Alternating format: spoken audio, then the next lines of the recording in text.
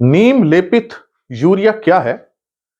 इसकी जरूरत क्यों पड़ी सामान्य यूरिया के जगह और इसके क्या फायदे हैं? आज मैं इसी बात पे चर्चा करूंगा। जो पहले यूरिया आती थी वो 50 किलो के बैग में आती थी।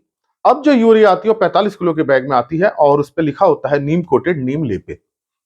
तो ये एक बहुत महत्वपूर्ण चीज है और इसकी जरूरत क्यों है? आप जब इस वीडियो को पूरा देखेंगे तभी आप इसको समझ पाएंगे कि इसके कितने फायदे हैं।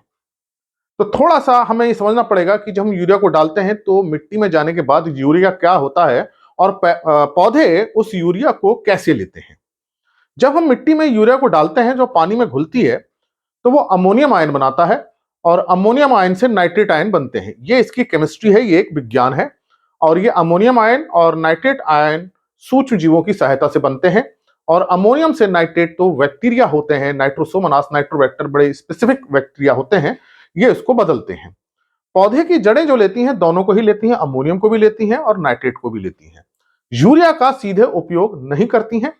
बहुत थोड़ी सी मात्रा ही यूरिया की जा पाती है लेकिन उसको नगण्य मात्रा हम मानते हैं। तो जो यूरिया का काम है मिट्टी में जाके अमोनियम आयन और नाइट्रेट आयन को बनाने का है। यह एक बहुत साधारण सा विज्ञान है। अब जो ये प्रक्रिया होती है इसमें बहुत एंजाइम निकलते हैं। यूरिया एंजाइम निकलता है जो यूरिया को घोलता है जिससे अमोनियम बनता है, अमोनियम से नाइट्रेट, जो बैक्टीरिया जो मैंने भी बताया नाइट्रोसोमोनास नाइट्रोबैक्टर इसमें खास तौर से इन्वॉल्व होते हैं, उससे होता है। समस्या ये होती है कि जो अमोनियम आयन बने, इसको थोड़ा सा आप समझें तो आपको बहुत अच्छे ढंग से समझ में आएगा। यूरिया से जो बना वो अमोनियम आयन बने, हो सकता है आप अमोनियम को ना जाने लेकिन समझ लीजिए आयन बनते हैं और ये जो अमोनियम से फिर नाइट्रेट बनता है। अब पौधे जो हैं इसी को लेते हैं, दोनों को लेते हैं, लेकिन नाइट्रेट के साथ क्या समस्या होती है? यह प्रक्रिया बहुत तेज हो जाती है मिट्टी के अंदर और ये नाइट्रेट बहुत ज्यादा बनने लगते हैं। अब ये इतने ज्यादा बनने लगते हैं कि पौधे उसको इतनी तेजी से उपयोग नहीं कर पाते और इनकी संख्या बहुत ज्यादा हो जाती है। तो जब हमने यूरिया डाला तो 2-3 दिन के अंदर यूरिया जो है भूल करके पूरा नाइट्रेट बनाना शुरू कर देती है। अब ये नाइट्रेट इतने ज्यादा होते हैं कि इनके बनने की दर ज्यादा है और पौधों के अवशोषण की दर कम है। तो उससे होता क्या है, ये जो नाइट्रेट आयन है ये पानी के साथ बह करके मिट्टी में नीचे चले जाते हैं जिसे हम निच्छालन कहते हैं या लीचिंग लॉस कहते हैं। अब देखिए यूरिया तो हमने फायदे के लिए डाली लेकिन नाइट्रेट इतना तेजी से बन गया क्योंकि यूरिया बहुत जल्दी पानी में घुलती है कि उसका निच्छालन हो जाता है। दूसरा क्या होता है, ये जो अमोनियम आयन है अगर मिट्टी के ऊपर रहे तो ये अमोनिया गैस बना देते हैं, तो ये अमोनियम भी गैस बन के वायुमंडल में चले जाते हैं। अगर खेत के अंदर पानी भर गया है, यूरिया डालने के बाद बारिश हो गई है, तो ये नाइट्रेट आयन भी गैस बना देते हैं। तो ये एक समस्या होती है कि नाइट्रेट आयन बहुत ज्यादा बन जाते हैं, बहुत जल्दी बन जाते हैं। तो नाइट्रेट आयन बनना जरूरी है लेकिन जो इनकी स्पीड है, जो इनके बनने की जो दर है बहुत तेज है। तो ये जो प्रोसेस कहलाता है वो नाइट्रीकरण कहलाता है, जिसे इंग्लिश में हम नाइट्रिफिकेशन कहते हैं। तो यूरिया के साथ जो समस्या आती है वो यह है कि जो ये नाइट्रीकरण की प्रक्रिया बहुत तेज हो जाती है जिससे हम जो यूरिया डालते हैं उसका हमें नुकसान बहुत ज्यादा होता है और ज्यादा हमें 40% ही यूरिया का लाभ मिलता है। 50 से 60% यूरिया का गैस बन जाती है या जमीन के नीचे चले जाते हैं, तो वो हमें कोई फायदा नहीं होता। हमारा खेती का नुकसान होता है, खेती का खर्चा बढ़ता है और फसल उत्पादन हमें मिल नहीं पाता। तो यूरिया डालने से ये हमको एक नुकसान हो जाता है। तो आपने देखा कैसे यूरिया नुकसान हो रहा है, केवल ज्यादा से ज्यादा हमें 40 से 50%, उससे ज्यादा हमें यूरिया का लाभ नहीं मिलता। मतलब आप 100 रुपए की यूरिया डालना है तो आपको 40 से 50 की मिल रही है, बाकी 50 से 60 रुपए की यूरिया नुकसान हो रही है। इस पर पहले मैं वीडियो बना चुका हूं, आप उसको देख सकते हैं कृषि किसान प्लेलिस्ट में जाके यूरिया के ऊपर। तो अब ये नुकसान हमको रोकना है।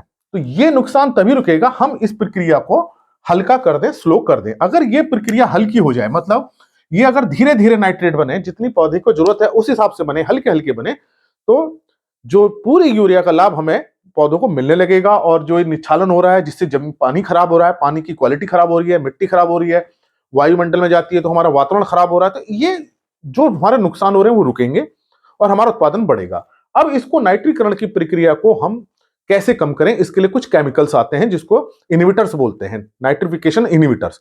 अब केमिकल हम प्रयोग करते हैं तो केमिकल डालने का खर्चा बढ़ता है, फिर वो केमिकल जमीन में आते हैं तो कुछ ना कुछ वो मिट्टी के ऊपर विपरीत प्रभाव भी डालते हैं, तो उन केमिकल इनहिबिटर्स का भी प्रभाव आता है।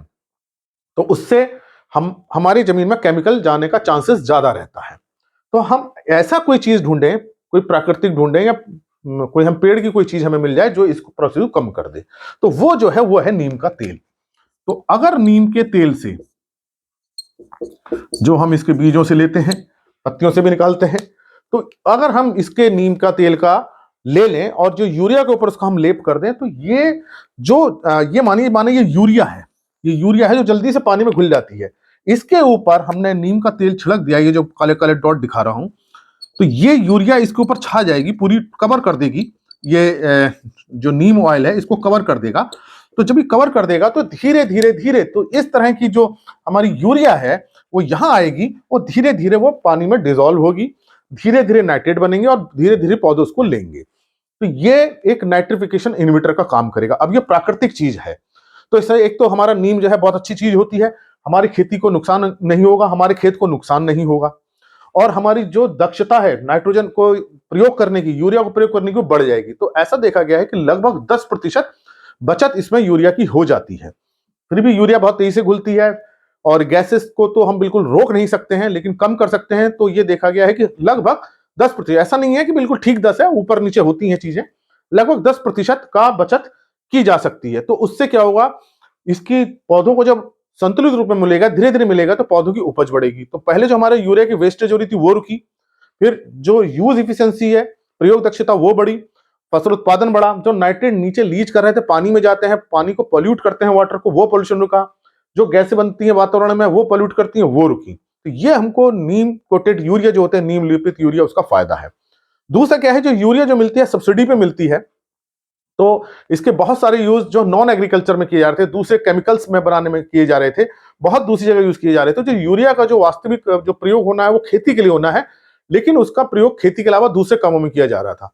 अब जब हम ये नीम कोटेड कर देंगे तो वो अब किसी दूसरे उसमें प्रयोग नहीं हो सकती, केवल खेती में ही प्रयोग होगी। तो ये इसके फायदे हैं। तो हमारा खेती के हिसाब से देखें तो हमारा सबसे बड़ा फायदा है यूरिया की बचत, क्योंकि वो धीरे धीरे दे रहा है। और आपको इसकी जब केमिस्ट्री, इसका विज्ञान समझ में आया होगा तो समझ आ गया होगा कि कैसे इसकी हम जब नीम कोटेड यूरिया करेंगे तो इसकी लीचिंग, निच्छालन कम होगा, उससे गैसेस भी कम बनेंगी। डीनाइट्रिफिकेशन से ये बनता है, नाइट्रेट से अमोनियम से वोलेटिलाइजेशन लॉस होता है, वो लॉस कम होगा।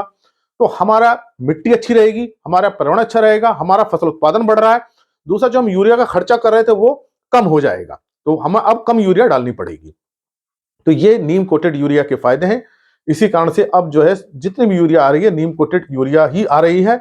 और चूंकि मात्रा भी कम हो रही है, मान के चलते हैं कि 10% का बचत हो सकती है। तो वो बैग भी थोड़ा कम कर दिया गया है, 50 से 45 किलो का हो गया है, क्योंकि हमारे वहां ये सिस्टम रहता है कि बैग के हिसाब से डालते हैं, जबकि ऐसा होना नहीं चाहिए। फसल में बिल्कुल तोल के ही खाद पड़नी चाहिए, जितने किलो हो उतनी ही डालनी चाहिए, लेकिन अधिकांश किसान बैग के हिसाब से डालते हैं, 1 बैग 2 बैग। तो वो चूंकि इतनी जरूरत पड़ेगी नहीं नीम कोटेड यूरिया में, थोड़ी कम पड़ेगी, तो उसके साइज भी कम कर दिया गया है। तो आपको समझ में आ गया होगा कि ये नीम कोटेड यूरिया क्या है, इसके क्या फायदे हैं। तो अब आपका ये थोड़ा सा भ्रम शंका दूर हुई होगी इस वीडियो को देख के कि ये हमारे लिए कितना लाभदायक है। तो इसको कम करने के लिए सल्फर कोटेड यूरिया भी आती है, लेकिन सल्फर कोटेड यूरिया में जो है नाइट्रोजन थोड़ी कम हो जाती है, 37% रह जाती है, और उसमें खर्चा थोड़ा बढ़ जाता है क्योंकि सल्फर ऐड करना होता है। यहाँ खर्चा इतना बढ़ नहीं पाता। तो ये बहुत ज्यादा पॉपुलर है नीम कोटेड यूरिया। तो ये हमारी खेती के लिए बहुत अच्छी है, क्योंकि नीम है वो हमारे खेत में जा रहा है, जो डिसॉल्व होगा ऑयल, उसके भी अपने अलग फायदे होते हैं। तो ये आज मैंने आपको बताया कि जो नीम लेपित यूरिया है वो किस तरह से काम कर रही है। नाइट्रोजन यूरिया की मात्रा उतनी बनी रहती है 40%, और कोई केमिकल भी नहीं जाता बाहर का, सब प्राकृतिक चीज है। तो ये वीडियो आप ज्यादा से ज्यादा लोगों के साथ शेयर कीजिए, ताकि उनको सही जानकारी मिल सके कि वास्तव में नीम लेपित यूरिया के क्या फायदे हैं। और इसी तरह के लेक्चर्स को देखने के लिए आप कृषि किसान प्लेलिस्ट देखिए, और अगर चैनल सब्सक्राइब नहीं किया तो सब्सक्राइब कीजिए। धन्यवाद।